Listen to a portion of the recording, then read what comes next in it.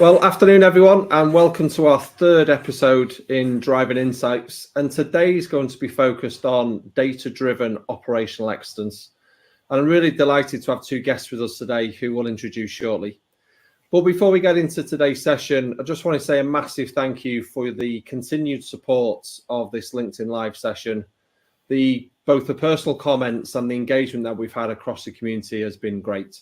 What we'd really like to encourage is some more feedback on the types of sessions you'd like to see this series extend into, and some of the topics which maybe you're thinking you'd find most useful to explore further. We've started, as you will have seen last week, running some polls as well, heading into our LinkedIn Live session. So if you can, again, engage with our polls, it's just a really great way of us getting as much possible feedback as we can. But without further ado, let's get into our third episode. I'm delighted today to be joined by both Alex and Dave. And I'd like to start by just welcoming Alex to the call and maybe asking Alex just take a couple of minutes to introduce himself and his role in 𝘍𝐺𝐻𝑃. Hi everyone, my name is Alex Cook. I'm the Chief Operating Officer at 𝘍𝐺𝐻𝑃.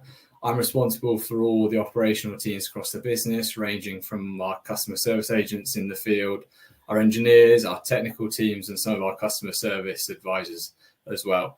I guess what's been key in going through what we've seen Paul talking about with the data is it drives almost everything we do. So from all of those teams are using data all the time, and hopefully in the next few minutes we'll talk you through how we do that. Excellent. Thanks, Alex. And again, a big thanks for joining me on this session. And Dave, if we could ask the same from you, just a quick introduction to your role, that'd be great. Hello, I'm Dave. I'm a data scientist within operations. So I'm responsible for using data to kind of drive useful insights and actions and general reporting and some automation as well. Trying to automate the process of gathering data and using it to kind of reduce time of the teams. Excellent. Thanks very much, Dave. Okay, so what I was keen to do today is keep this as conversational as we possibly can and just explore a few areas of how data is used from an operational perspective.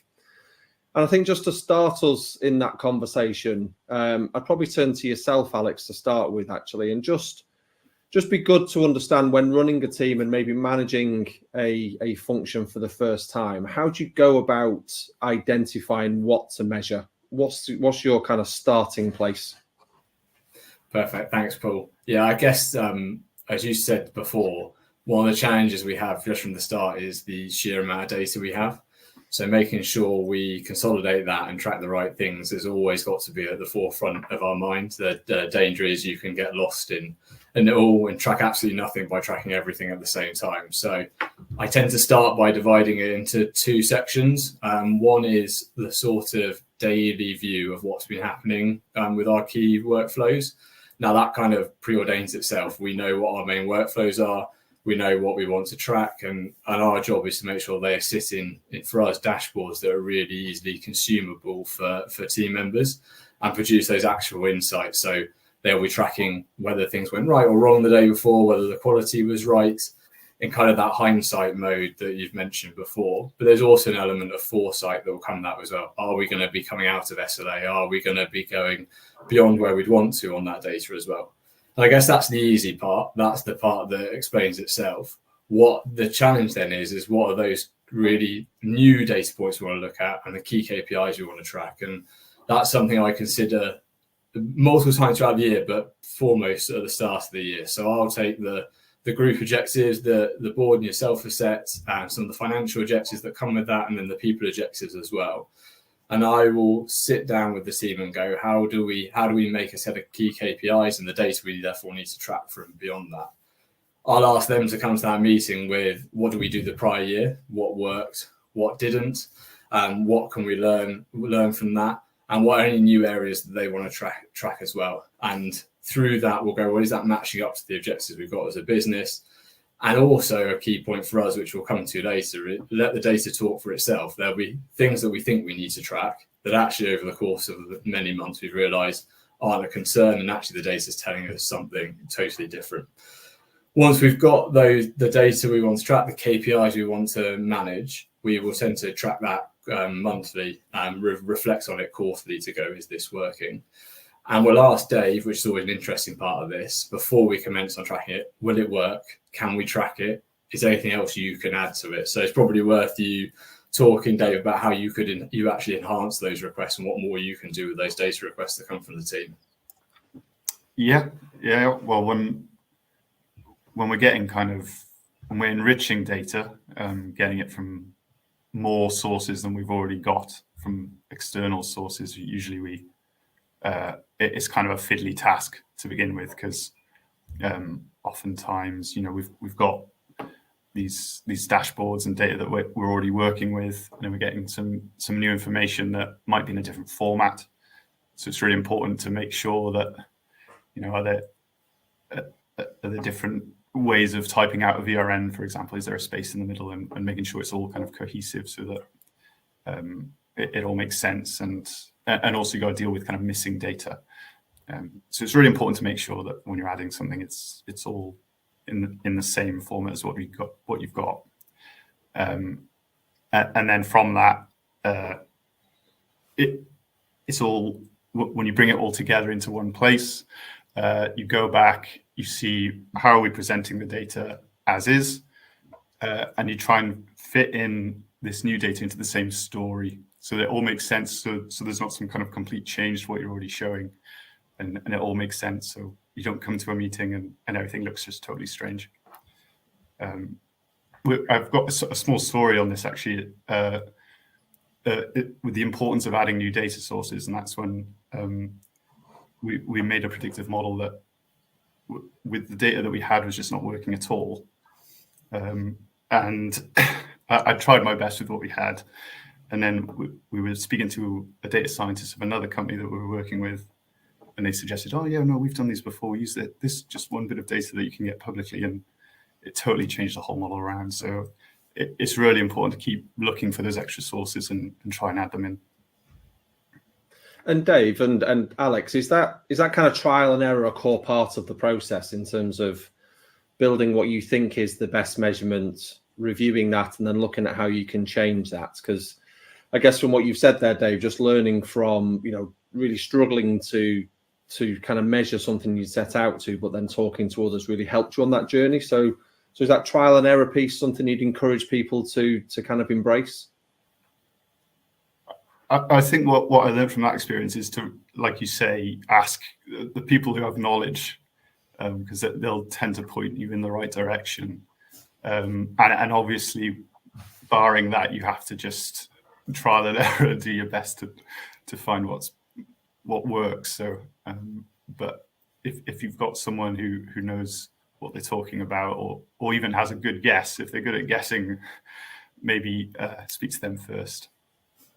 Yeah, I'd agree, Dave. I think when we're talking about it here, Paul, it's probably going to sound like we get it right first time a lot of the time, which is definitely not true.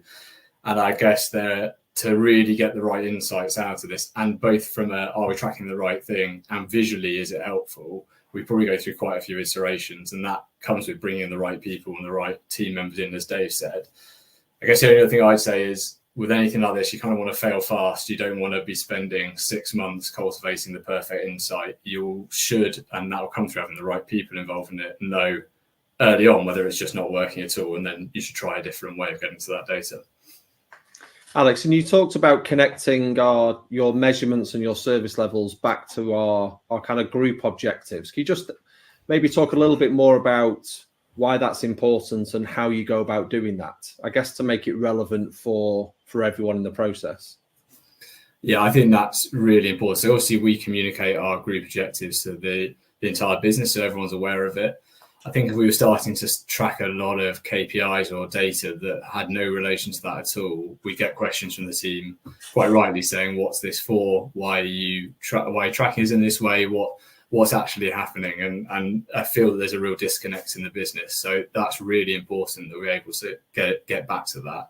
It also talks to having a set of data that's for everybody and not just for the managers, not just for senior people in the business. So everybody can feel that they can contribute towards what data we're tracking, and using and the insights we're driving from it, but also they can see that it links back to what we're trying to do as a group as well.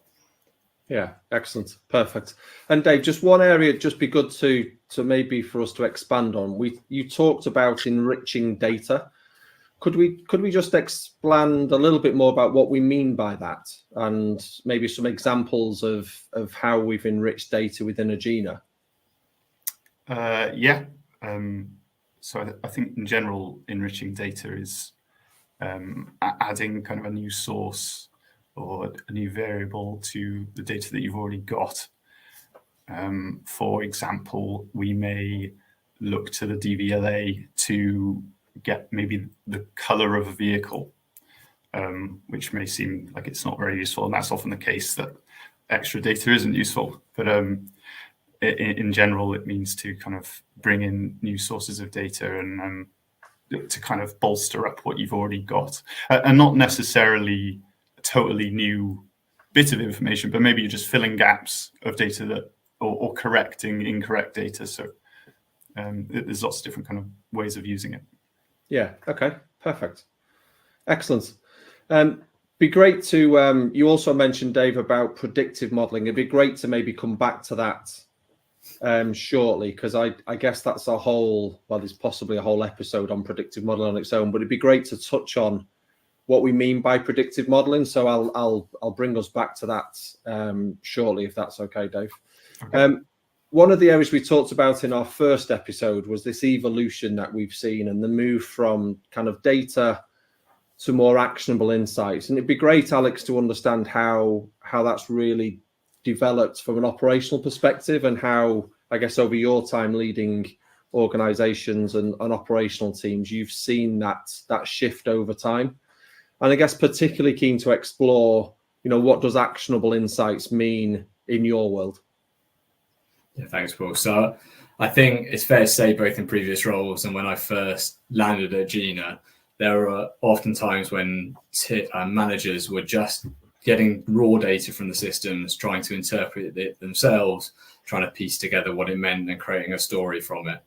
And large part that's very time consuming and can be quite a waste of time for a manager who's got lots of other things on their plate.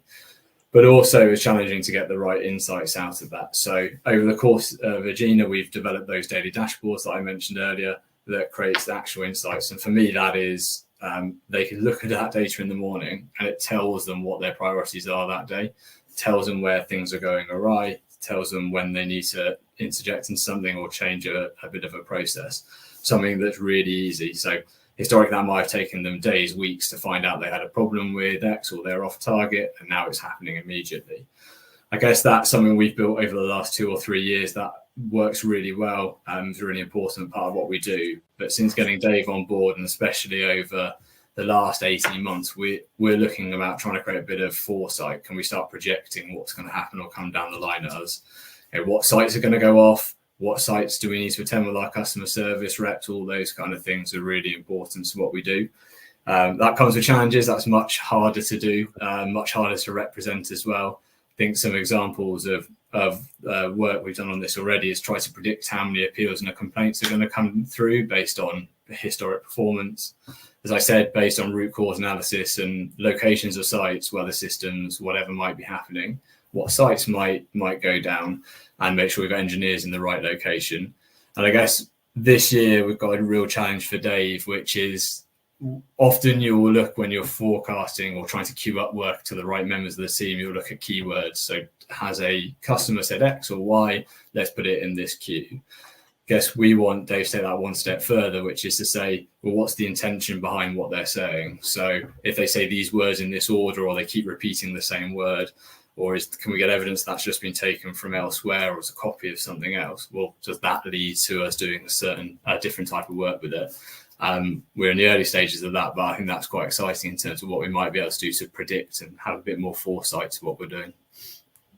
Yeah, no, absolutely. And I guess that more foresight is much more challenging, isn't it? As you say, you're trying to use historical data and historical information to try and predict what may happen next, which can absolutely see the challenges in there. Are there some areas, Alex, which maybe you've learned from, where maybe, you know, using data and insights and trying to be more predictive in how we use that has been difficult, or maybe just hasn't worked? Yeah, no, absolutely, there has been. Yeah, no, I guess I've learned a number of lessons over the years about how you can use data, both in terms of trying to be too clever with it, and also back to that point we made earlier about how do you bring the rest of the team or the rest of the employees on a journey about what you're trying to do with it. You can definitely make it too complicated. So a good example of this is when I ran a contact center a few years ago. I had what I thought was a brilliant idea of saying, can I track all the productive time of the agents? So by doing a time and motion study of everything they did, how many units of work did they do, and that will count up to how many hours they did. And that is probably quite a basic version of what I asked the team to do. The end result was totally confusing, wasn't simple for the users to understand, and I think wasn't very accurate as well. And that fundamentally broke the trust in the team about what we're trying to do. And that meant that if we had to scrap it quite early on, it meant that we had to work quite hard with the team to engage them in a new process for it. And it's meant that I kind of learned a few things from that, which is you've got to keep it really simple when you're trying to track these data. You've got to have that, like I said earlier, that data that speaks to everybody, not to a few people. And it's got to be accurate, clearly, and you shouldn't hesitate to spend time to make sure it is accurate, so that everybody trusts that data. And from that point onwards, you can then bring them on that journey to understand it, and then it actually works for everybody. Yeah, and I guess, Alex, that point of where the team maybe felt quite switched off from that process because it wasn't accurate reporting. That's a key part of, I guess, embedding the measurement and in insights to start with. Actually, it'd be great to come back to just thinking about how do we engage people to, you know, because it can be quite concerning, I think, if people feel they're always under measurement and being monitored. So maybe we could return back shortly to just how we manage that from a kind of fear or a motivation perspective to see the best way of implementing insights within those operational teams. Yeah. Dave, I think it'd be great now to maybe just spend a few minutes, because we've touched on taking our insights more into that foresight space, and Alex has talked about, you know, trying to understand what might happen in the future. So maybe a great opportunity for us just to spend a few minutes talking about what do we mean by predictive modeling, and how would you go about thinking about or starting to use predictive modeling? If that's an area you could take us through, that would be great. Yeah, I suppose predictive modeling as a term can mean anything that uses past data to predict some outcome of a future event. I suppose nowadays people tend to mean some kind of machine learning model, because you might seem a bit pompous to use it for something quite simple, but it does literally mean anything when you're just looking at a graph and you're trying to figure out what's going to happen in the future. That, I suppose, is predictive modeling. When used properly, it's really useful because it takes away any kind of human bias. Like if you've seen the film Moneyball, where they're trying to make a baseball team, and that, you know, they'd always have these scouts and coaches who were just using intuition, and then there's been a big overhaul now where it's all data and there's no bias at all, and it works much better.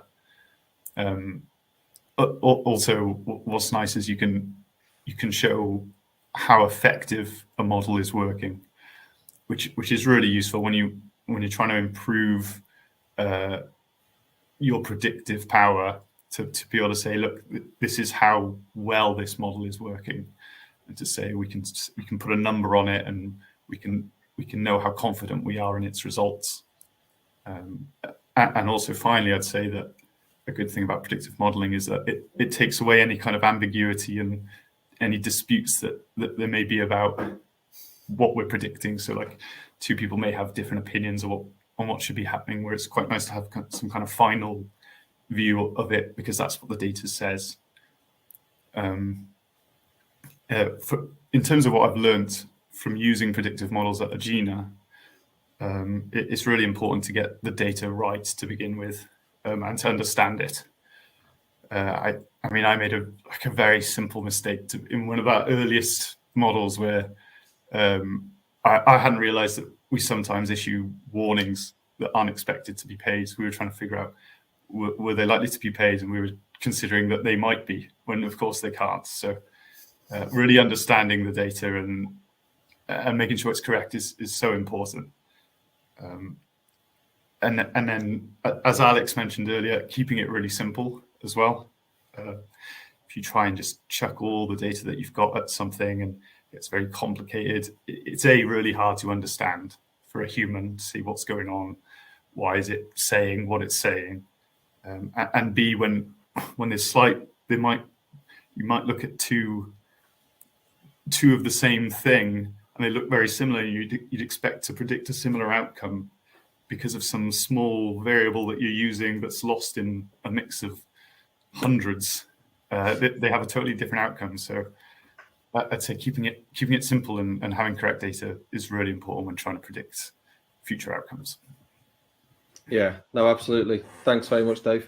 And Dave, how important is having your kind of existing reporting in place? So I guess that consistency of reporting, as you talk about, and that's historical data in a consistent format. Is that really important if you're thinking about moving into more predictive modeling?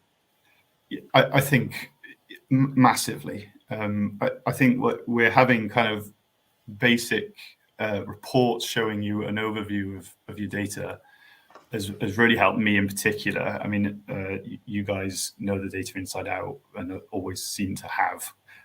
But when I joined the business, it was great for me to be able to quickly understand what was going on, what areas to look at, and then how we can improve the models and actually where to begin funneling our attention, because you have that nice overview of what's going right and what's going wrong. Yeah. Okay. And Alex, how have you found that predictive modeling capability has supported you from a decision-making perspective, and maybe thinking about a time when you didn't have that in place? What would be the key differences you're seeing now? Yeah, it's been a bit of a game changer. Getting Dave on board has made a real difference. I think he said one of the main reasons actually, which is it's got rid of my bias, other people's bias when we're looking at that data, to say, well, this is what really matters, and it gives us that one single point of truth that we can then make decisions on the back of. That's been really important. I guess it also has moved us into that space where we can take a step out of the day-to-day operations and go, what do we think is coming down the track at us as well, rather than being so focused on what's happened before and where we are in the present. Some really simple, easy to use, easy to follow and understand predictive modeling has got us out of that zone. And Dave's been very good at making sure that I don't overcomplicate it, as I tend to try to do, and say this is what it's telling us. And it means me and my direct reports can actually talk about that. What do we want to do with that? Recruit more people, change the way we do that process. It's been just brilliant from a discussion point of view. We're having a totally different discussion on the back of that data. So yeah, it's made a real difference. Yeah, excellent. And Alex, you said something before which really stuck with me, which was allowing the data to speak for itself. Do you get a sense historically that maybe sometimes reporting has been built to prove someone's opinion or prove someone's position, as opposed to maybe having a very open mind and letting the data kind of lead you to the right conclusion? Yeah, almost certainly.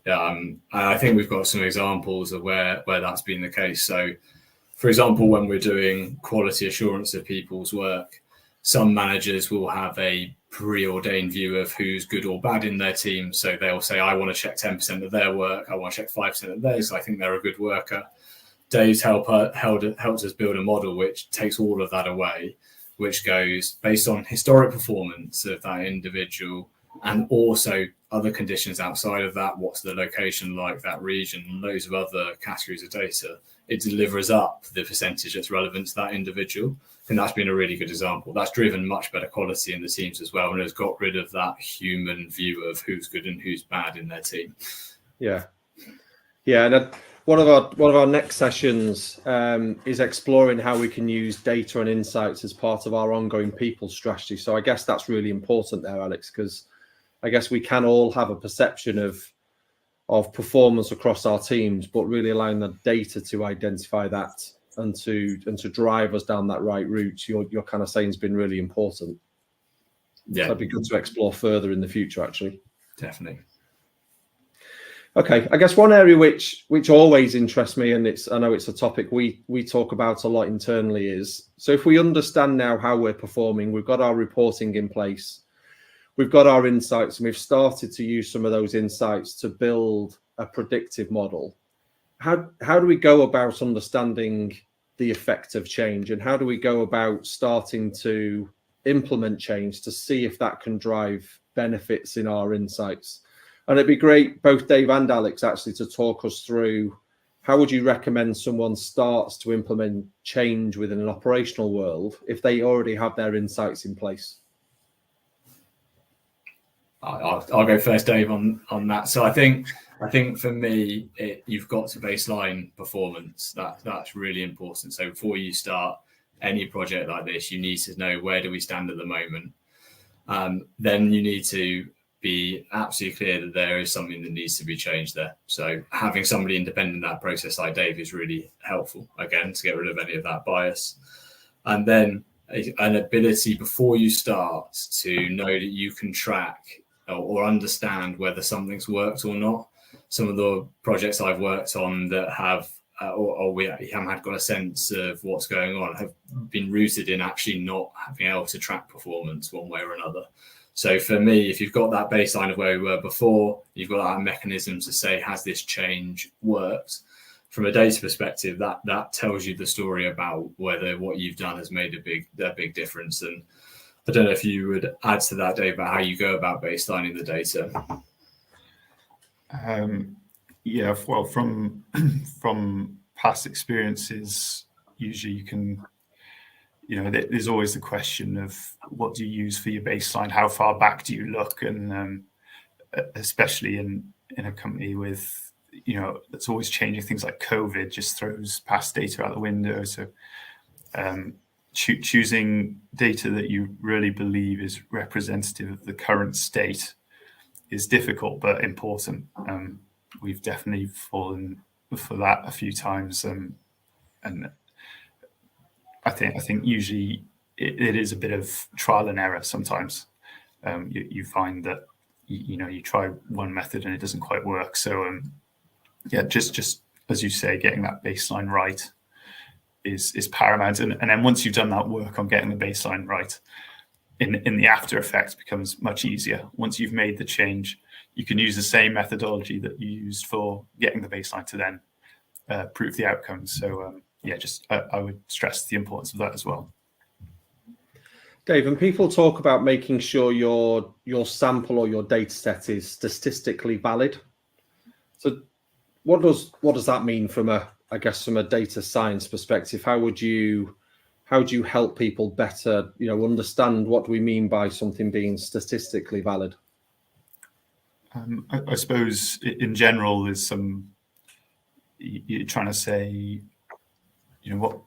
what's the chance that this sample is representative of the total population? Usually when you're taking some small sample from a larger population. And the usual method is you'd say, you'd choose some kind of confidence interval. You'd say, I want a sample large enough that whatever outcome we get, we're going to be confident that the outcome that it's showing is within a certain confidence interval of the population result.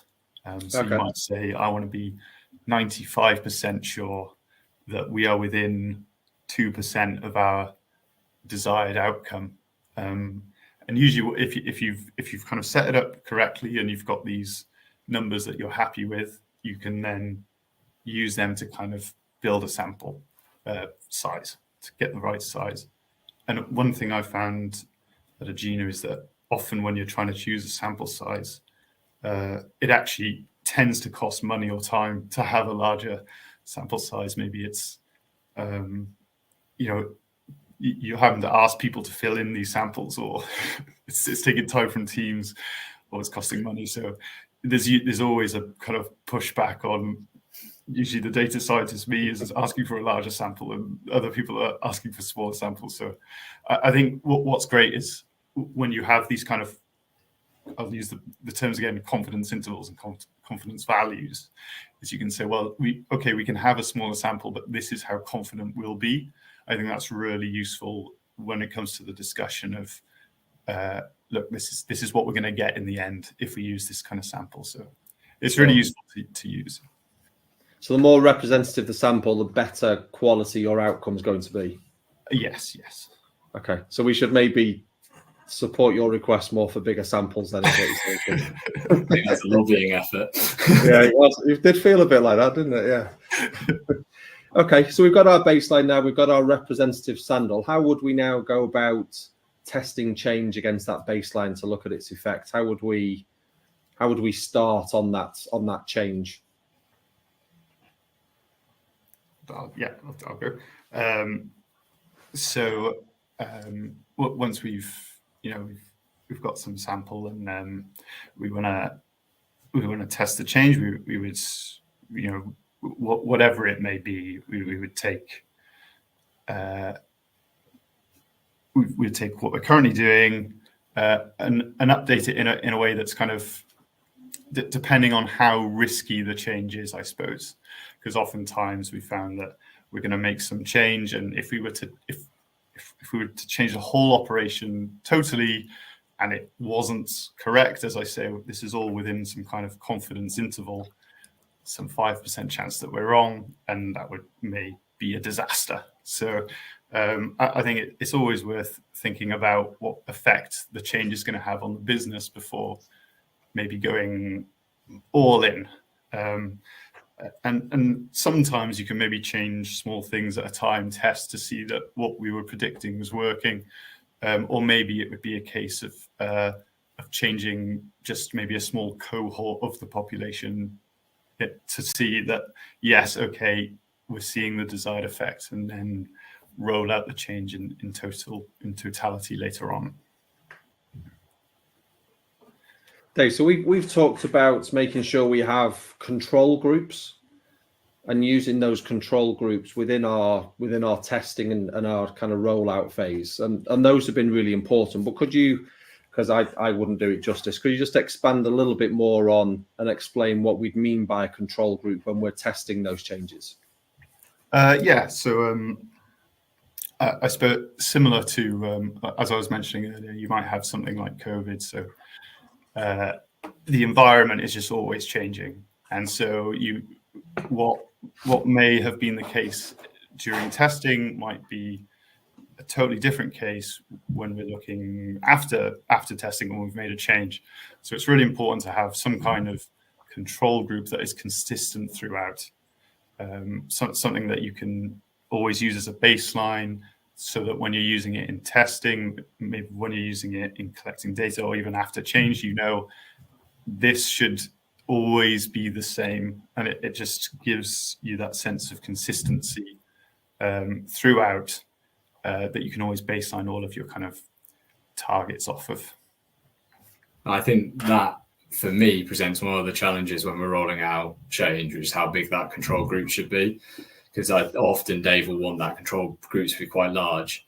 If he's also indicated through those confidence levels this change is going to deliver a huge amount of value, the challenge coming from me and the team will be, can we keep that cohort as small as possible? And again, that interaction there is one that's quite important. And it's good to have a business where we have somebody like Dave in there who can tell us actually, if you do that, we won't be confident this is working right. So it is somewhere where you get a bit of flex between the two areas of the business. Yeah. Okay. So we've created our baseline. We've tested some changes through a control group so we can look at the comparison to how the baseline's changed. So what would we then do next? Are we then into full rollout at that point, once we're confident that change has worked? I think for me, it would depend. I mean, I naturally, being slightly impatient, I like to roll out based on that change. Often, though, the best thing to do would be to make sure there's an element of test still running through it. So you still do it in stages. You might reduce the control group down to make sure you've got a long view of what's happening. But generally speaking, and Dave might be able to talk to this better, once you've got all of that data in, you've also got a level of confidence now that is the true performance of whatever change you've made. And so that combination will allow us to say, do we roll it out wholesale? Do we roll it out with more control in there, more testing capability, or with a smaller control group? And Dave will help us inform as part of that process. Okay, but that's really on a case-by-case basis, what you're saying, Alex, and I guess the complexity of the change. Okay, so once we have moved to that full rollout position, presumably that now creates our new baseline, does it? And that creates the opportunity to effectively go back around that circle as many times as we like. Yes, that's right. Yeah. Although, as I said earlier, you've got to be careful not to spend all your time trying to absolutely improve it. You get to a stage where you realise you've got it as good as you're likely to be able to get it. But generally speaking, we will keep these under review for at least 6 months a year, make sure we re-baseline it. And sometimes there'll be the team, once they've seen that change come in, have got new variants of it they'd want to add to it. So again, that all adds part of the strategy. But yeah, definitely for 6 months to a year, we'd be looking to re-baseline and see where it's performing at. Great. Okay. So probably the last area I was keen to explore is just how we take people on this journey with us. I guess I've worked in lots of environments where people are under measurements for a whole variety of reasons. They'll feel like everything that they do is just being measured and their performance is almost being constantly monitored. So how would you encourage people to make sure that their teams and their employees are joined into the process and bought in? Because equally, I've seen data and insights and progress in performance be really motivational for teams, and it's not been a sense of fear. It has been a source of motivation, that desire to improve. So can we maybe just talk through, Alex, how you manage that interaction with the teams and how we avoid the concern of measurement? Yeah, so as I touched on earlier, keeping it simple and accurate gives that trust level. So that's part of the challenge. Linking it back to the group objectives helps with the understanding of the why, but you need to make sure you have that discussion more broadly with the team. And having people in your business who can talk about operational change and data as well and do it in a way that everybody can understand and follow is really useful. So often I'll get Dave in as well as myself or as well as the head of department to discuss what that change means and why we're doing it. And then that's from a top-down view of when we're doing this. What I like to encourage amongst all the team is that team members themselves who are doing this work, who understand it far better than we do, are putting together their own ideas about what we could be doing to track and improve. And if you can incorporate that into any set of data you're recording or tracking from a performance metric, that really does help because they know that is something they've put forward, the team agree with, they feel like it's the right thing to be tracking. So we like to meld those two together.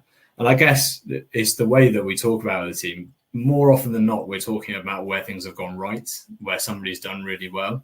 And telling the team that this isn't about a stick to beat you with if you're not performing. It's about how do we learn as a business where we can get better and celebrate the really good things that are happening. And if we don't have a way of tracking the data or have a way of understanding those data insights that mean we know where the teams are performing, we can't celebrate the really great things the team are doing. So I think it's all about how we communicate that with the team, get them involved with it, and make sure like I said, the celebration as well as some of the other elements of it. Sure. And in terms of making the data and the reporting accessible, Alex, how important is that, and I guess how accessible do you currently make the data within the teams? Yeah, so it's really important. That goes back to that point about this shouldn't be just for the managers. It shouldn't just be for the more senior members in the team. Sometimes you need that, but for the most part, these should be reports that everybody can access. So either they have access to those daily dashboards themselves every single day so they can see, or the team manager will take everybody through the data once a week or every month as a bit of a review to say this is how we've performed. And again, that goes back to how were they going to be able to contribute to what might make it better if they don't know what the data is telling us at the moment. So that's really important that you make it as accessible as possible. And again, in a format that's easy for them to follow. So overcomplicating it, making it 900 dashboards with too much information on each page will just turn people off immediately. So it's about making it simple and constructive. Yeah, great. Perfect.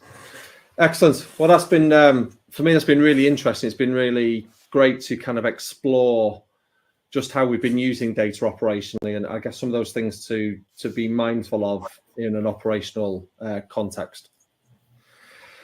Excellent. So let's bring this session to a close. And I think what would be really great, because we've covered quite a lot of content today and quite a lot of ground, is just to really leave people with your kind of really important thoughts of what are the top 3 things to think about when starting to use insights and maybe thinking about predictive modeling moving forward in an organization. So let's do 3 between the 2 of you. So Alex, why don't I come to you for maybe your first points you'd suggest for people? Yeah, I think most important for me is having it simple and accessible. So if you want everybody to be following the data, it needs to be both of those 2. Excellent. Dave, have you got one for us? Yeah, I'd probably say making sure your data is correct to begin with and that you understand it, so you've got some baseline to stage all of your data adventures from. Excellent. And then Alex, why don't you wrap us up with the third one?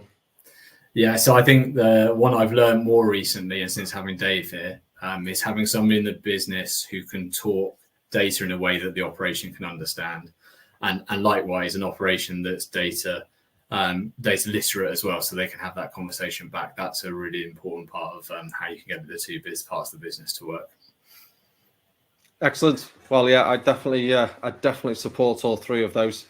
And look, as we just look to close this session, I just want to say a massive thank you to both of you. It's been great to actually do this episode with someone else on camera and to kind of share the joy, I guess, of recording ourselves and going live on LinkedIn. I'd also like to just engage everyone else who's watching this, both live and watching this back, to maybe just share your thoughts. If you've got a different set of 3 tips for people on what they should do, it'd be great for you to drop those in the comments. But I'd also love to hear from people through the comments against this event to how they've used data to both drive performance within their business and maybe some of the lessons that we've learned as you've been through that process. As we've explored today, this is about trial and error. This is about baselining your data, testing change, and looking at how we can improve, but never giving up, never being disheartened if things don't work, and always looking at how we can strive to improve the service that we deliver to our clients. So that's the end of episode 3. Again, thank you all for spending the time of joining us today, and those people watching us back. I'm particularly excited to announce episode 4. And episode 4, I'll be joined by an individual we've worked with over the last few years called 𝘋𝘳𝘪𝘷𝘪𝘯𝘨. And Luke's a managing partner at an organization called Sprint Valley. And what I'd really like to explore in episode 4 is to talk about where behavioral science meets data insights. And to touch on a little bit more we've spoke about today of how we can make sure we fully engage teams and use data and insights to be more motivational rather than threatening within the workplace. We'll also explore the wider perspective about customer and individual behavior with Luke. And I'm really excited to talk that session through with Luke, having spent a number of, or having worked on a number of projects with Luke. I think it'd be really invaluable to explore that further. So thank you all very much for your time. I know this week has been pretty difficult for most in terms of travel with the weather and some of the conditions that we've faced. But we're really excited now. We're back into the new year to continue this series. So please do join us on the 1st of February at 12:30, where we'll be underway with episode 4. And keep those comments and keep your thoughts coming through this series. It really does help push us on to continue these topics. And I'd love to hear directly from people if there are particular subject matters that you'd like us to explore further through this series. So thanks again with your time and enjoy the rest of your week. Thank you.